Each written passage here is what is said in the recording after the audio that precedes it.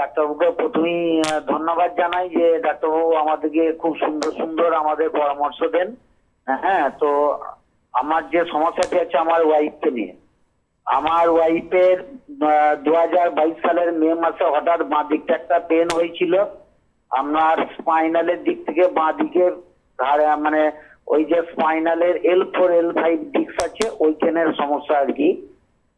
তো এমআরআই করা হয়েছিল। তো এমআরআই করে ওই জায়গাটা বলছে ডিস্কটা একটু অবস্ট্রাকশন আছে, যার জন্য কি হয় বাঁ দিকের পোর্শনটা মানে কাঁপে এবং হঠাৎ মানে অনেকক্ষণ দাঁড়িয়ে থাকলে অসুবিধা হয়। আপনি আমার কথা শুনতে পাচ্ছেন? নিরাময় করা সম্ভব? আপনি কি আমার কথা শুনতে পাচ্ছেন? হ্যাঁ, শুনতে পাচ্ছি।